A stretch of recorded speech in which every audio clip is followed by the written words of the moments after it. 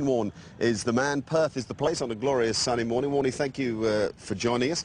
Mate, we're going to go through some of the aspects of leg spin that you feel are important and talk about some of the principles that have made you so successful. Let's begin with the grip, because you've got a looser grip than a lot of youngsters. Yeah, I think one of the most important things is the grip is you have to feel comfortable with your grip, but as long as you're doing the basics right, you haven't got the ball too far in your palm like that, which, you know, if you have got it too close and too far in there, it's just about hard to get the ball to actually spin the ball. You need to have a bit of a gap in between there so you can actually get the leverage to actually spin the ball. So that's important. Grip is something, the actual pressure of your grip is something that you have to feel comfortable with. What I do, which not necessarily mean it's right, but it just suits me. That's one of the very important point. You must do what suits yourself, but as long as you're doing the basics right. My grip, a lot of people are taught to grip it really tight and really squeeze it and spread these fingers like that. The reason I don't like that, first of all, is if you've got it tight and tense, you're tense when you come to the wicket. You're actually coming up and you've got it tight and it's all getting really hard. I like to feel relaxed. I think if I feel relaxed doing it, then I'll be able to do what I want to do down that end. So the reason being, I have a nice loose grip. My fingers are probably a bit too close together, but that works for me, and they're very loose. It's 2 fingers down, 2 fingers up, and the ball just slots in there like that, and the thumb just rests there.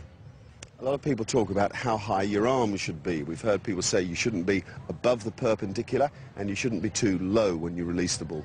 Yeah, I think somewhere that you've got too high and you've got too low.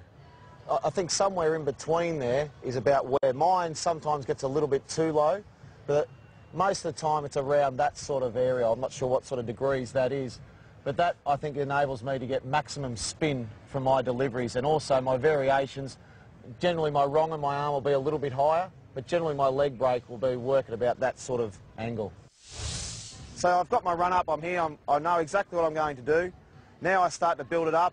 As I get closer to the wicket here, I start to build it up, and then I bowl. Pretty good cherry, just quietly too. and when you reach the crease, you talk about this explosion at the crease. This is the energy at the crease, isn't it? And where do you propel it? Towards the batsman? Well, I'm a little bit different. A lot of people, I know I'm a bit different in some things, but a lot of people, what they think about... in every way there is, mate. Thanks, Mark. But what a lot of people think about is they think about a spot on the wicket. They think about certain different things. I actually think about what shot I want the batsman to play. Whether I want him to push him back and defend, whether I want to draw him forward to drive, whether I want him to try and sweep, whether I'm trying to push him back on the back foot. So that allows me to bowl exactly where I want, rather than focusing in on a spot or anything like that. I think about what I'm trying to get the batsman out. I've got my plan. I'm trying to work to that plan to get them out. So then it's a matter of execution. You have to execute what you're trying to do with your plan, or you have to start again. Okay, and you talk sometimes, I've heard you talk about bowling up. Yep.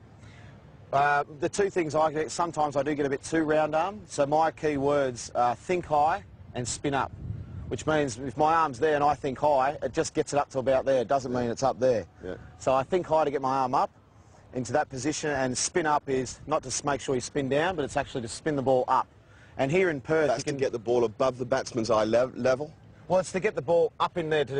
As a spin bowler, you have to deceive them in flight. No matter what sort of pace you bowl, you still have to deceive them in flight.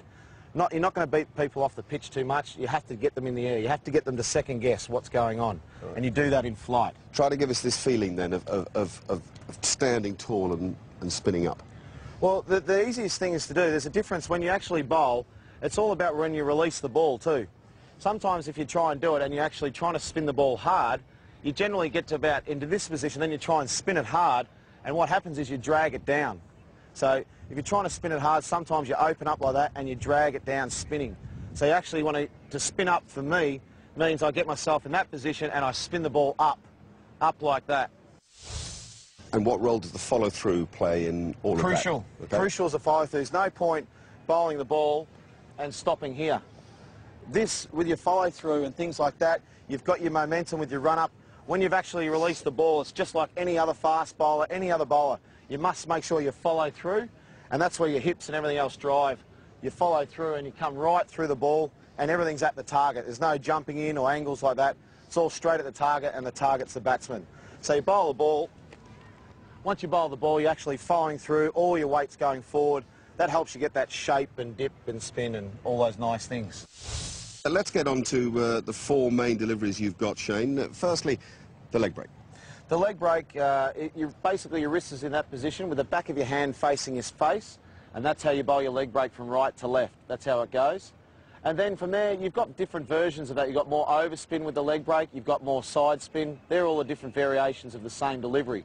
But that's the basic leg break. So the back of the hand's pointing at your own face. To me, yep. Yeah. Then if you want to bowl an overspinner, it's basically just go straight over the top like that. And then So if you go to the wrong end, nearer the sky, and then the wrong end, the back of the hand's facing the batsman. Facing the batsman. Okay. So there are people that can bowl it a wrong and a lot better than what I can, but that's how I bowl mine.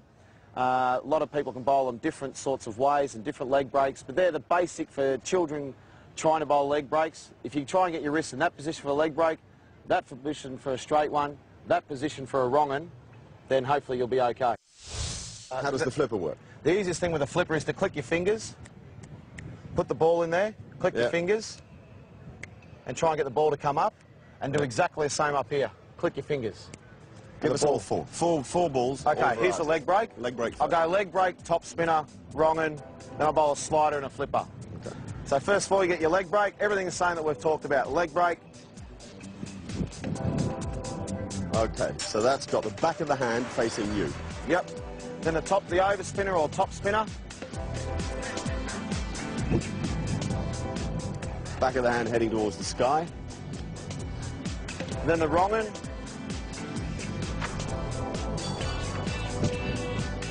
Oh yes, back of the hand facing the batsman. Slider. Slider with the seam. I'll do the seam down this way.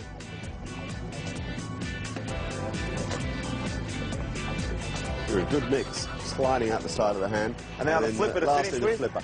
which is a great delivery to bowl when it comes out well.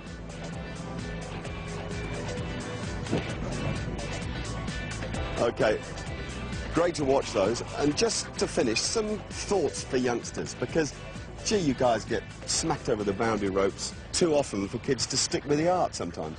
A couple of basic things I need. First of all, you need to be best friends just about with a captain, because they're the ones going to try and keep you on. You need to have a lot of love from everybody, because it's hard and it can be embarrassing sometimes.